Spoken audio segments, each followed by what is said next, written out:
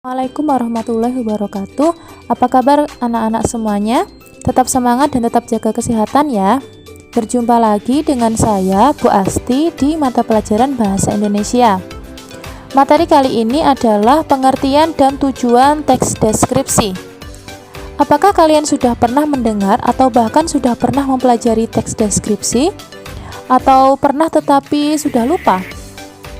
Coba kalian mengingatnya sambil melihat gambar ini. Apakah ada perbedaan di gambar ini?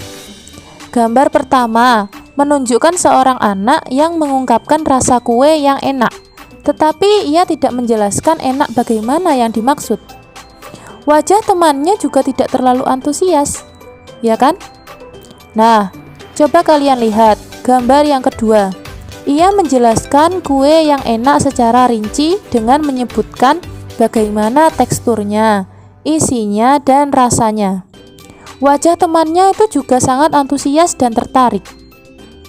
Apa kalian juga tertarik dan membayangkan bagaimana rasa kue tersebut?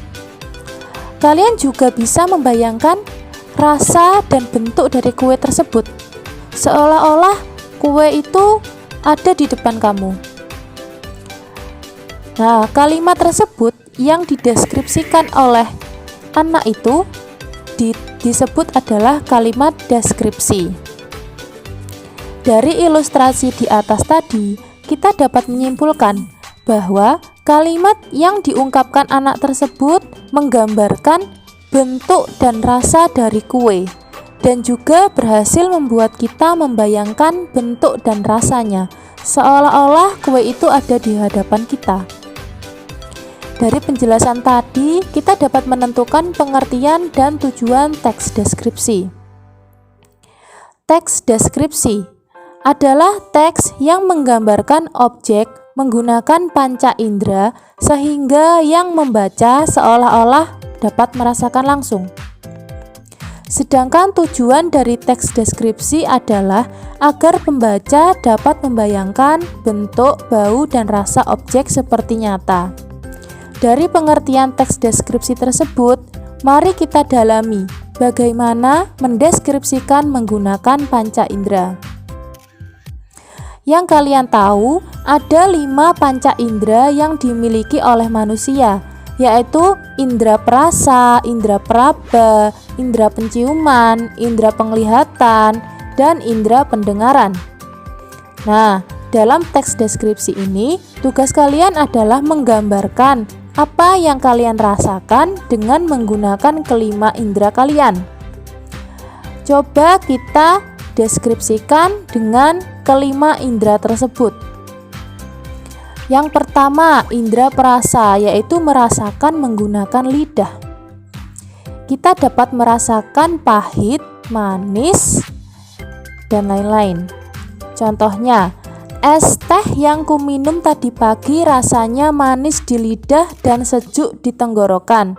Rasanya aku ingin meminumnya di siang hari yang panas ini.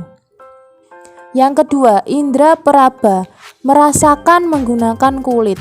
Panas, dingin, hangat, seperti itu.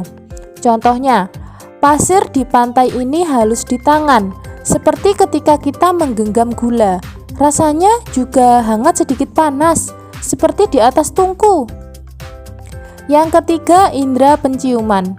Kita bisa merasakan menggunakan hidung. Bau, wangi, aroma, seperti itu.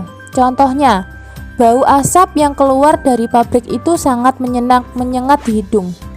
Campuran antara bau asap, bau kotoran hewan, dan bau busuk. Aku sampai tak tahan. Oleh karena itu aku menutup hidungku. Yang keempat, indera penglihatan. Melihat menggunakan mata, kita bisa melihat keindahan alam, pantai, warna, bentuk menggunakan mata. Contohnya, pemandangan di pantai sangat indah. Kalian bisa melihat birunya laut dan langit yang bersandingan. Warna putih kekuningan dari hamparan pasir, juga pohon kelapa yang berjejeran menambah kesempurnaan pantai ini. Kalian seperti melihat lukisan. Yang kelima, indera pendengaran. Mendengar menggunakan telinga. Suara berisik, ramai, suara sunyi, Contohnya, suara dari kelas itu sangat berisik. Ada yang berteriak, ada yang menangis, dan ada yang tertawa. Mungkinkah mereka sedang berlatih untuk opera? Telingaku juga sedikit mendengar lagu Garuda Pancasila. Nah, dari contoh tersebut, apakah kalian sudah bisa mendeskripsikan objek menggunakan panca indera? Sebelum kita mendeskripsikan sebuah objek, yuk kita berlatih menentukan manakah yang termasuk kalimat deskripsi. Kalimat 1. Seblak ini pedas. Kalimat 2. Seblak ini rasa pedasnya menyengat sampai ke tenggorokan. Di lidah terasa panas, tetapi kuahnya gurih. Ada banyak isian seperti sosis, tempura, dan sawi.